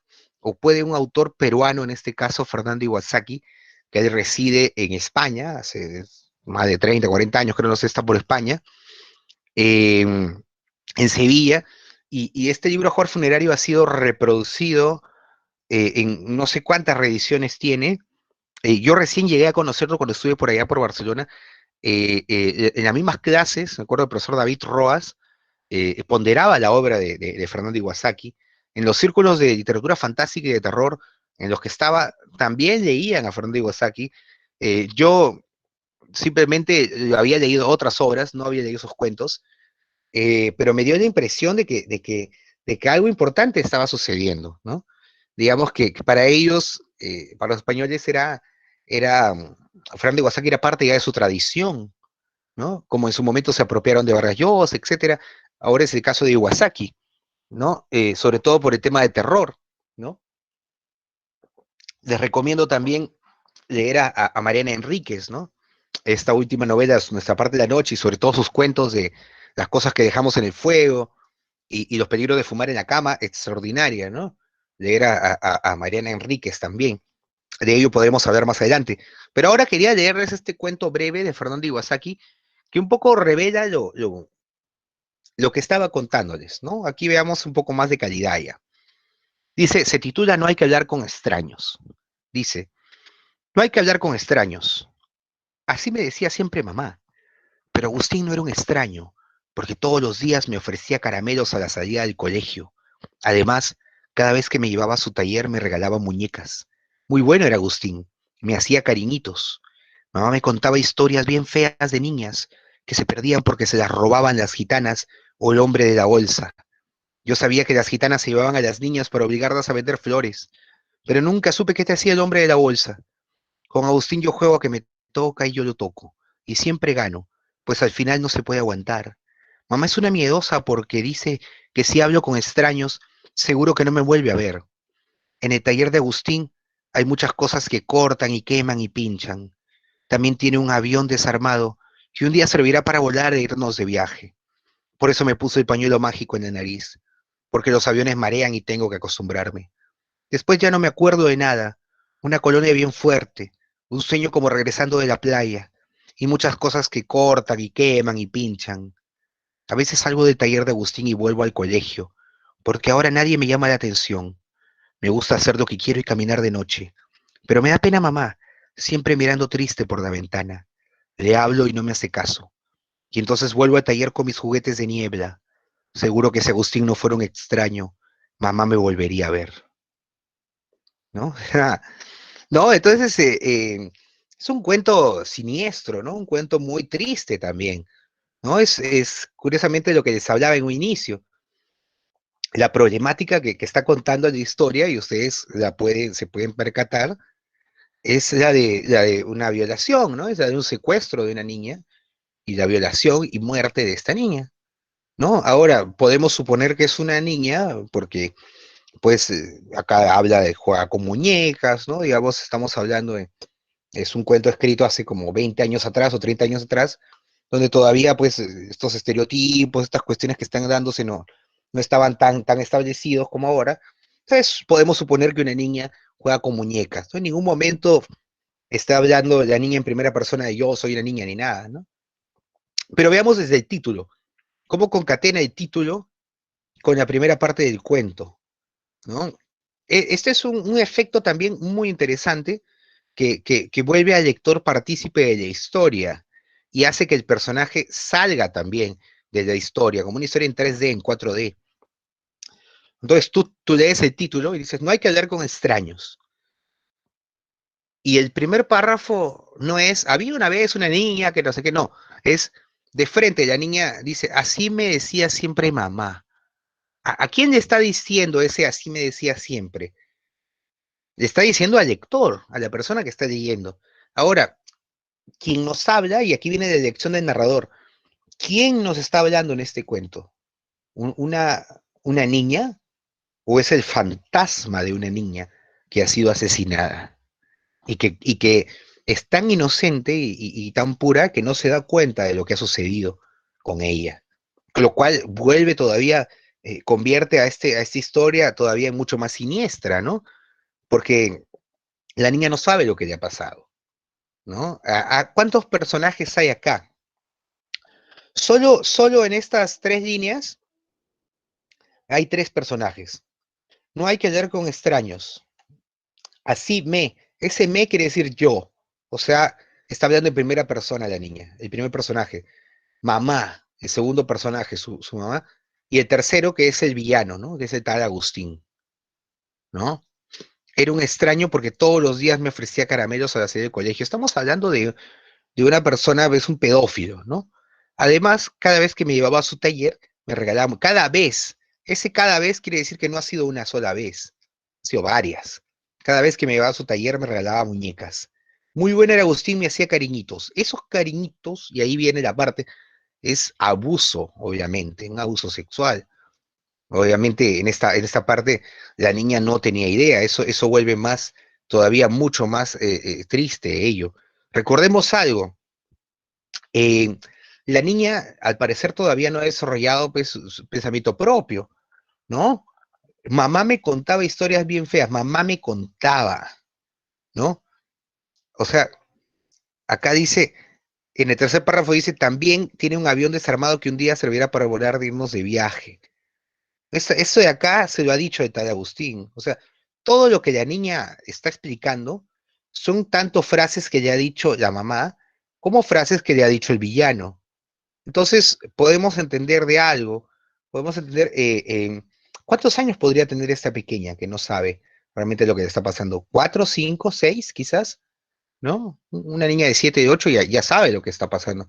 Quizás esta era una persona muy inocente. Con Agustín yo juego a que me toca y yo lo toco. Esa es la parte cruda. Digamos, ahí está la parte de la violación. Y siempre gano, pues al final no se puede aguantar. Ajá. Mamá es una miedosa, vuelve a colocar al personaje, porque dice que si hablo con extraños seguro que no me vuelve a ver. Mira, cómo se va repitiendo la misma idea en todos los párrafos. Dice, así, no hay que hablar con extraños, así me decía Agustín, pero Agustín no era un extraño porque todos los días me ofrecía caramelos. Acá lo mismo, mamá es una miedosa porque dice que si hablo con extraños no me vuelve a ver. Al final sucedió. En el taller de Agustín, y aquí ya comienza digamos, el nudo, la parte fregada del texto, cuando la niña describe cómo era el taller de Agustín. Hay muchas cosas que cortan y queman y pinchan, que cortan, que queman y pinchan. ¿Qué podemos suponer en esto? ¿Que la niña fue torturada o que quizás el tipo fue una especie de traficante de órganos, quizás? ¿Por qué ella querría cortar y quemar? La niña no sabe ni lo que está haciendo. También tiene un avión desarmado que un día servirá para volarnos de viaje. Por eso me puso el pañuelo mágico en la nariz. ¿Qué pañuelo mágico es eso? Ah, formol, ¿no? Para que se duerma. Porque los aviones marean y tengo que acostumbrarme. Esta frase, porque los aviones marean y tengo que acostumbrarme, es una repetición de algo que debe haber dicho este tipo. Eso es lo que confiere, digamos, más oscuridad al cuento. Porque, digamos, está contado desde el punto de vista de la niña, pero de una niña que es inocente aún y que en ningún momento se ha quejado de lo que sucede. Porque dice, después yo no me acuerdo de nada, una colonia bien fuerte, un sueño como regresando de la playa, y aquí vuelven a colocar, y muchas cosas que cortan y queman y pinchan, ¿no? Ese cortar, quemar y pinchar nos da a entender, digamos, lo que puede haber sucedido ahí, tanto la tortura como quizás, digamos, la han abierto para quitarle los órganos. Y aquí viene el desenlace, que el desenlace juega con la tristeza, ¿no? A veces salgo del taller de Agustín y vuelvo al colegio. A veces salgo, o sea, casi siempre está penando en su taller. Y vuelvo al colegio porque ahora nadie me llama la atención. O sea, si nadie me llama la atención, quiere decir que la niña ha sido pues inquieta, ¿no? Me gusta hacer lo que quiero y caminar de noche, pero me da pena mamá, siempre mirando triste por la ventana. Ajá, pero me da pena mamá siempre mirando triste por la ventana. Esa es la parte más triste, ¿no? Del cuento, ¿no? Le hablo y no me hace caso. ¿Por qué? Porque obviamente la niña es solo un alma, ¿no? La que te está hablando. Y la señora pues ha quedado traumatizada esperando que la niña vuelva algún día. Y entonces vuelvo a taller con mis juguetes de niebla. ¿Juguetes de niebla qué será? Pues que la niña está como en un limbo y que tiene que jugar como con las nubes, ¿no? Seguro que si Agustín no fuera un extraño, mamá me volvería a ver. Entonces, en los cuentos de terror, digamos, ya en la posmodernidad, ya no se busca solo un Frankenstein o un vampiro o un zombie para dar miedo. Digamos que aquí el miedo es el mismo humano, un violador, un pedófilo, un traficante de órganos, ¿no? Una persona que secuestra, un secuestrador de niños, de niñas, ¿no? Realmente eso en la actualidad da mucho más miedo que cualquier otra cosa para las personas que tienen hijos o que tenemos sobrinos o que tenemos mismos alumnos también. Es un cuento que yo mucho repito en clase, siempre para comenzar un poco las historias, y que nos deja pensando y nos deja preguntándonos en realmente quién es cómo ha cambiado la literatura fantástica o de terror, ¿no? Porque al final, ¿quién es, quién era el verdadero malo? ¿El fantasma como en la antigüedad? No, porque aquí el fantasma más bien te da miedo, te da pena. No te da miedo, te da pena. Es el fantasma en pena de una niña. Pero el verdadero asesino, el verdadero malo es el humano, ese tal Agustín. Entonces, un poco va por ahí las cuestiones de terror postmoderno. Eh, yo lo que quería era, bueno, esto es un poco lo que quería comentarles sobre el taller a la gente que ha estado, digamos, conectada. Realmente creo que ya dejé de transmitir, de compartir la pantalla, ¿no? Sí. Entonces, nada, yo Quería hacerles las preguntas, si alguien tiene alguna pregunta o no. Igual les recuerdo algo, un poco antes de concluir. eh, este es mi libro Cuentos para quemarse, si alguien lo quiere, me avisan. eh, Entra a Facebook, me busca por el Facebook, por Instagram, Gonzalo de Rosario, y puede encontrarlo. Este es el último, Caleta también, que incluye historias de terror y cuentos. La gran mayoría van a encontrar temas ambientados acá en Trujillo en sí. Creo que hay una pregunta por acá. A ver, ¿dónde está? No sé si, ¿qué pasa con los creepypastas? ¿Cuál es la temática y la finalidad? Excelente, buena pregunta, buena pregunta. A mí particularmente me vacilan los creepypastas, me parecen bacanes. Eh, Me parece que es parte de la evolución del terror o de los miedos, pero ya en este siglo XXI, ¿no? Ya adaptados al Internet, ¿no? No sé, pues el Ayuwoki, el Siren Head, no sé, tantos, el Momo, tantos que han aparecido y las demás creepypastas que hay, ¿no? Creo que es el aporte y la demostración de cómo en este siglo XXI siguen los miedos estando presentes, pese a que muchas personas ya lo utilizan solo como una cuestión comercial o algo. Todavía siguen habiendo miedos, ¿no? Por aquí hay otra pregunta y creo que lo mejor que podrían hacer también es utilizar esos creepypastas para, para, for- para crear una propia historia también, ¿no? Recordemos, miren, un caso sencillo de Shakespeare, ¿no? La gran mayoría de las obras dramáticas, las tragedias, las comedias de Shakespeare, eran historias que ya estaban circulando, ¿no? Digamos, Hamlet, Macbeth, Romeo y Julieta, son historias que ni siquiera transcurrían en Inglaterra, ¿no? Hamlet es en Dinamarca, Romeo y Julieta, si no me equivoco, es en Verona, ¿no? El mercader de Venecia. O sea, Shakespeare viajó mucho. Lo que hizo fue adaptar esas historias con su poesía, con su nivel de dramaturgia. Entonces, lo mismo pueden hacer. Ustedes pueden ver un capítulo de Dross, de este youtuber que cuenta siempre, y ahí vas a recoger miles de historias, videos raros, ultratumbas, psicofonías. Digamos que en ese tiempo hay tantos temas por hablar, pero ya depende de la calidad del escritor o del autor para poder, para poder expresar eso. Dice, ¿podría hablarnos más sobre terror psicológico, sus elementos según las obras? Claro, la diferencia, el terror de por sí, el terror y el horror se diferencian de dos maneras. Eh, el terror es principalmente psicológico, el horror es mucho más sangriento, ¿sí? Stephen King tiene cuentos de horror o tiene historias de horror, donde hay descripciones, obviamente, sangrientas. Pero, por ejemplo, lo que acabamos de leer de Fernando Iwasaki es un cuento que se podría decir de terror, porque te sugiere la idea. Cuando la niña dice muchas cosas que cortan, que queman y pinchan, en ningún momento está diciendo y el secuestrador abrió a la niña en dos y le sacó los órganos. No, para nada.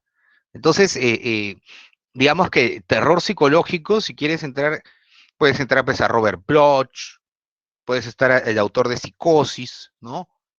Puedes ver principalmente psicológico, me gustaría Mariana Enríquez, de las últimas autoras, como te digo, recomiendo, ¿no? Si quieres un poco más al horror cósmico y a estos personajes enloquecidos, Lovecraft principalmente, comenzar por ahí.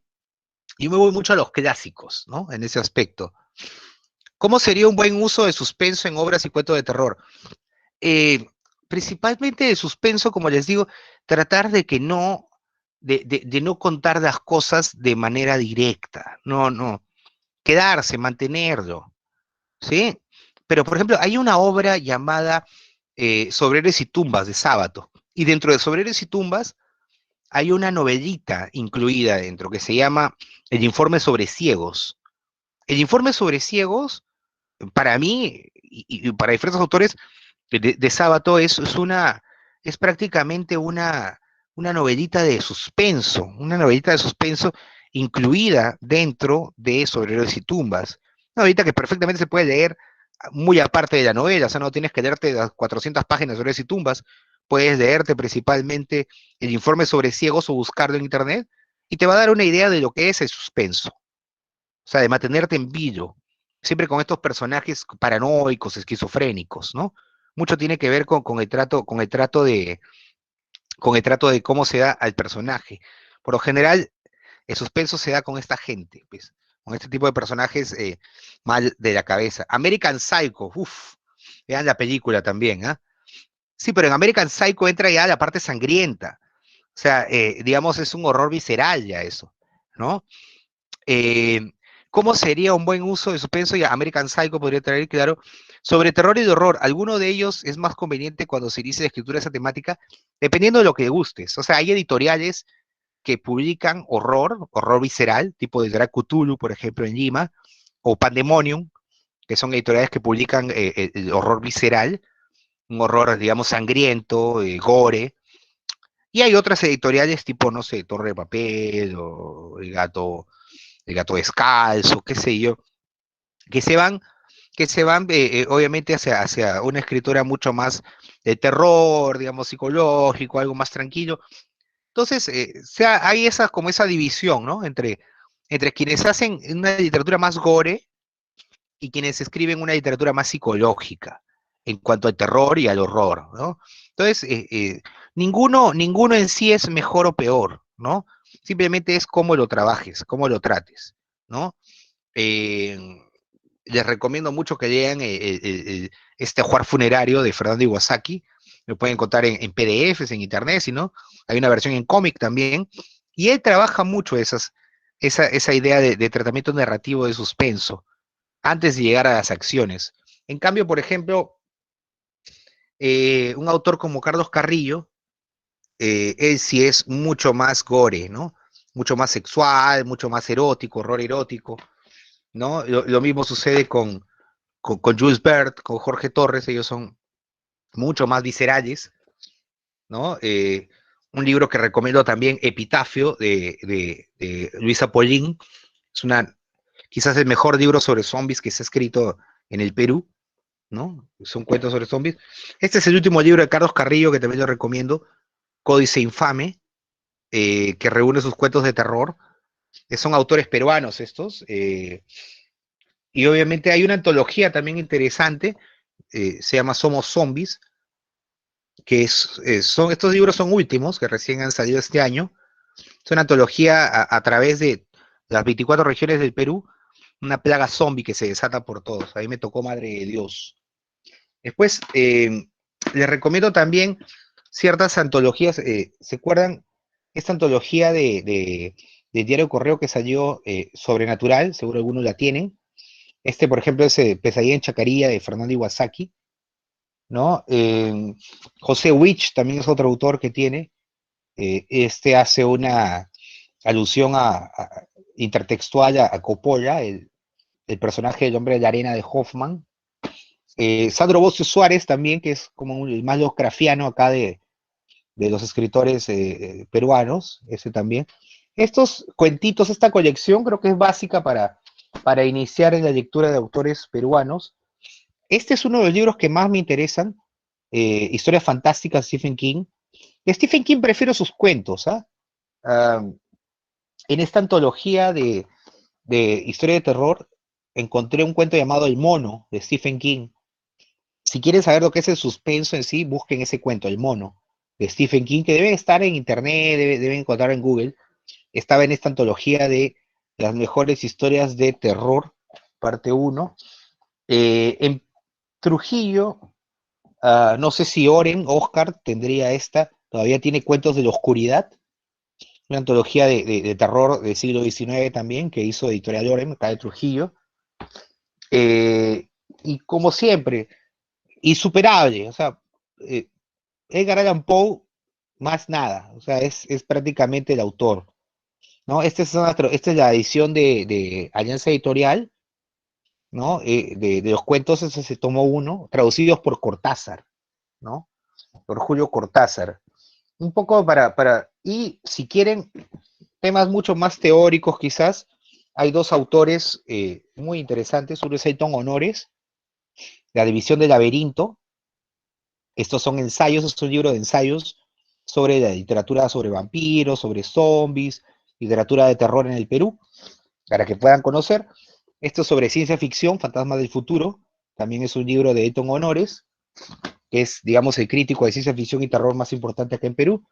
Y esta antología que les recomiendo, que en sí no es tanto terror, pero sí es ciencia ficción, es de José Witch, es una antología que reúne cuentos de ciencia ficción hechos en Perú, marcados acá en Perú, desde la época de la colonia en adelante. Entonces, dice, la mejor, Anabel, mi hermano me hizo una versión cómic, le hizo su versión cómic, excelente. Hablaste de los tipos de miedos y los tipos de monstruos. ¿Qué opina del arquetipo del personaje víctima-asesino? Bueno, víctima-asesino los encontramos sobre todo en la tradición del conflicto armado interno, ¿no? O sea, acá en Perú hemos tenido en la época del terrorismo, en los años 80, muchos víctimas y victimarios que eran lo mismo.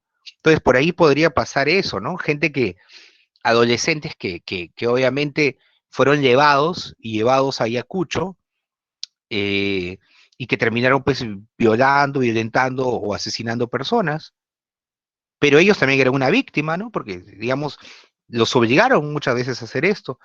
Niños que fueron, niños que fueron obligados por Sendero, en las mesnadas, ¿no? Cuando secuestraban a sus familias, y que eran hechos, llevados llevados como comité de aniquilamiento, ¿no? Para niños asesinos. Hay un cuento de Pilar Dugui, se llama El Cazador, que habla sobre eso, ¿no? Sobre niños que asesinaban, que mataban.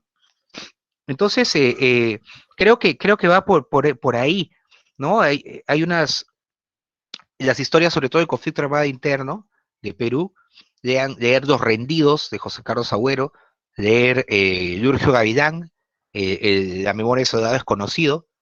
¿Se acuerdan de la historia de Lurgio Gavilán, ¿no? Un niño que fue senderista, terrorista cuando era niño, militar en la adolescencia, y cuando llegó a su juventud se volvió franciscano, ¿no? Se volvió seminarista. Después dejó los hábitos, se volvió antropólogo, ¿no? Era a Lurgio Gavilán. Entonces, te va a dar una idea de cómo es estar en ambos lados, ser una víctima y un victimario también. Y un poco para acabar, porque ya me tengo que quitar, la mejor plataforma de ebooks donde se puedan subir nuestras obras para apreciación crítica. Bueno, mis alumnos utilizan Wattpad, que yo creo que es la que está de moda. Yo utilizaba Blogspot, también está WordPress, también está Tumblr. O sea, realmente una buena obra, sea la que sea sea cual sea la plataforma, igual va a pegar, ¿no? Dependiendo de cómo te hagas de lectores, ¿no? Y recuerden, antes de ganar premios, hacerse de lectores, ¿no? ¿Cómo hacer para con los derechos de autor? Bueno, a ver, los derechos de autor es un tema bien fregado hablar de eso. Sí, espera rapidito.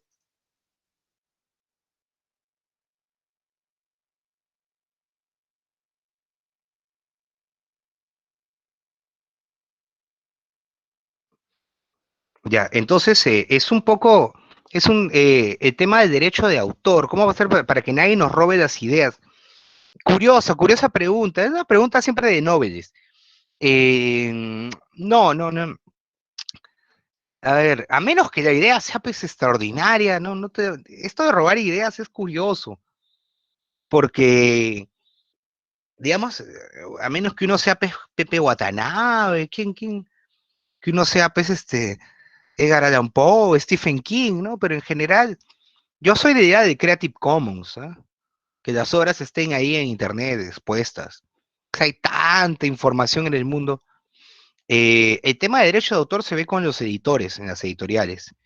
Lamentablemente, en Perú, muchas editoriales no son editoriales, son imprentas, en donde un autor para querer publicar sus primeras obras suele tener que pagar.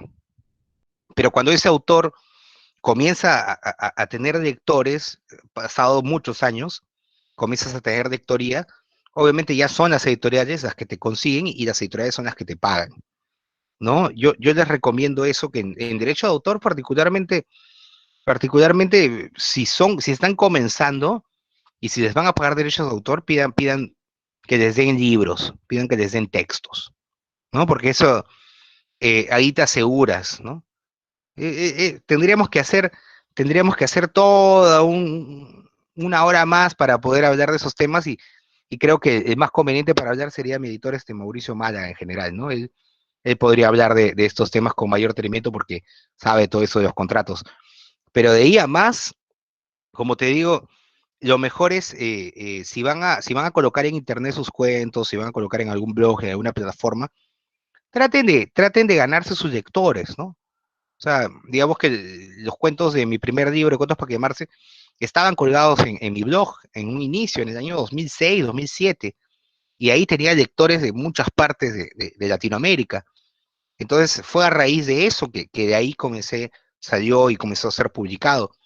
Pero principalmente hagan eso, ¿no?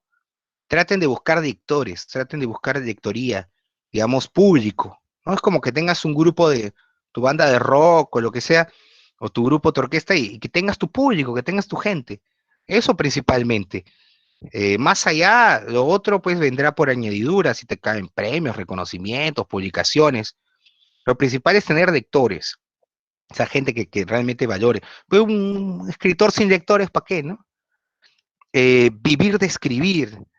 Vivir de escribir, cuando uno es escritor, hace de todo, ¿ah? O sea, eres escritor, eres periodista, eres profesor, eres traductor, eres corrector, eres editor, eres librero, ¿no? Eres vendedor de libros, eres tallerista, conferencista, locutor de radio, haces de todo.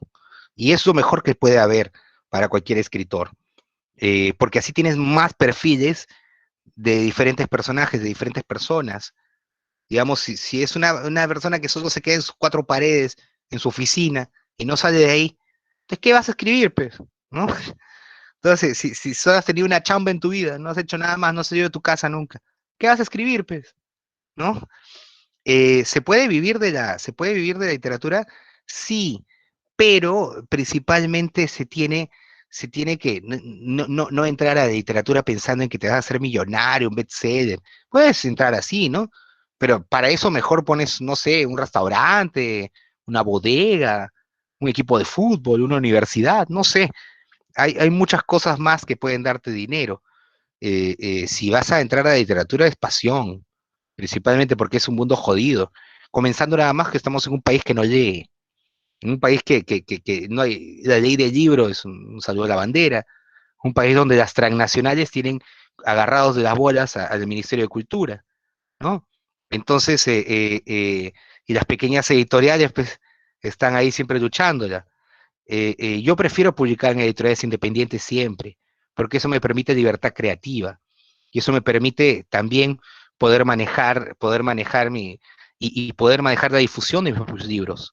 O sea, yo mismo viajar, y he viajado por todo el Perú casi, eh, eh, haciendo presentaciones o dictando talleres, y de eso he podido vivir y vendiendo mis libros, ¿no? Ahora con el tema de la pandemia ha sido un poco jodido esto, nos ha jodido a la gran mayoría de artistas, de escritores, de músicos, de gente de teatro, los festivales de cine, de música, etcétera, los conciertos, todo se ha ido a la mierda y al parecer la pandemia ha demostrado o ha querido demostrar que la cultura siempre va a ser lo último, en general, ¿no? Mira, prefieren que haya partidos de fútbol y cojudeces así antes de presentaciones de libros o ferias. No, no, hay los escritores que lo hagan virtual nomás, ¿no? Bueno, nosotros también necesitamos comer, ¿no? También necesitamos vivir, ¿no? Y bueno, básicamente es eso. Eh, yo particularmente soy docente y aparte soy periodista, entonces, y por más Vargas Llosa o por más Stephen King o por más Renato Cisneros que sean vendedores, Renato Cisneros trabaja en prensa. Vargas Llosa también creo que es profesor en universidades de Estados Unidos, en Nueva York, y aparte de eso ganan pues por su derecho de autor.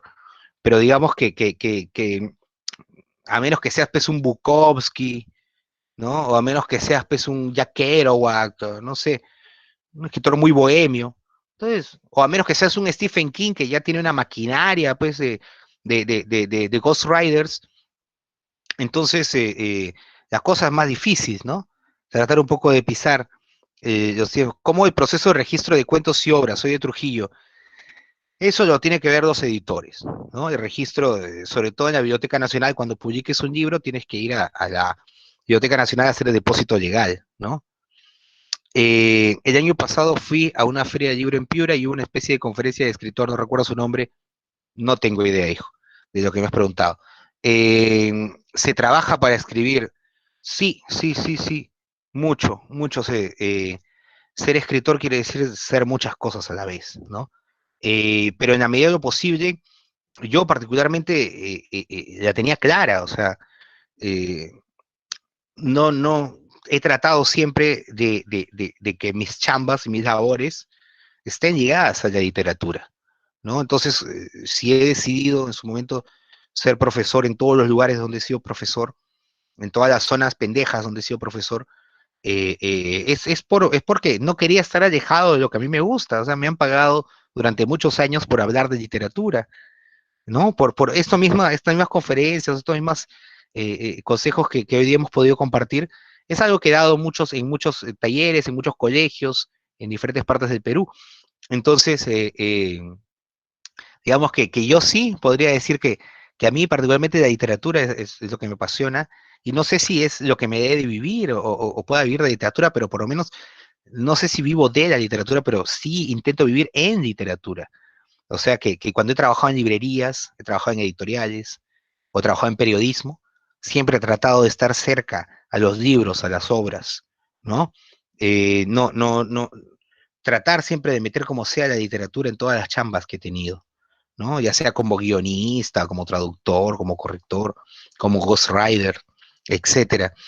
Eh, y nada, yo ya ahorita me tengo que retirar porque ya tengo que irme a otro lado. Realmente muy agradecido por todas las personas que están acá conectadas.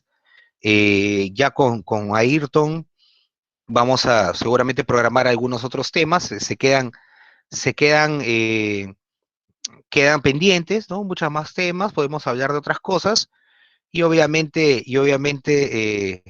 Muchas gracias y ya saben, si alguien quiere conseguir, está en Amazon, Cuentos para quemarse, y si no, me pueden escribir al Face también, y se los llevo ahí de delivery, y también está este Caleta, ¿no? Mi último libro de cuentos de terror. Así que ya saben, bueno, muchas gracias, yo ya me despido, y hasta la próxima oportunidad. ¿Sí? Adiós. Bien, gracias al escritor Gonzalo del Rosario por la ponencia del día de hoy. Ha sido un taller productivo e instructivo para los que tenemos interés en la creación de cuentos de terror. Ahora daremos pase al compañero Ayrton para que dé las palabras como círculo de estudios. Adelante, compañero Ayrton. Bien, buenos días con todos, nuevamente. Les saludo el Ayrton Esquivel, parte también del Círculo de Estudios Huayna y agradecer de antemano, ¿no?, su asistencia y su compromiso también por estar hasta el final de este taller, que nos acompaña el compañero Gonzalo, ¿no?, que ya también anteriores veces también hemos tenido como ponente y que hoy lo hemos vuelto a citar, ¿no?, y por dar su disponibilidad de tiempo, ¿no?, para este día. Este espacio, este círculo de estudios, es un espacio articulado de estudiantes de la Universidad Nacional de Trujillo, que se ha constituido, ¿no?, en plena pandemia como una alternativa, ¿no?, para promover el desarrollo académico, cívico-cultural y organizativa también en cuanto a materia de defensa de los derechos estudiantiles, ¿no? Asimismo, hacemos la convocatoria también aquí por este medio a los compañeros, estudiantes, universitarios o escolares también quienes deseen sumarse a este espacio, este círculo de estudios y también apoyar, ¿no? Están bienvenidos. Cualquier duda, consulta, pueden hacerlo por interno, por el grupo de WhatsApp que se ha creado, o también por la página, ¿no? Si es que gustan o desean pertenecer a este espacio, a este círculo de estudios, ¿no? Nuevamente, muchas gracias a todos por participar. Estar atentos a la página de Facebook para nuestras próximas actividades. Y gracias también al compañero Gonzalo. Bueno, ya se retiró, pero igual, ¿no? Agradecer también al compañero por dar su disponibilidad de tiempo, ¿no?, que nos ha brindado el día de hoy. Muchas gracias, nos vemos hasta una próxima oportunidad. Saludos.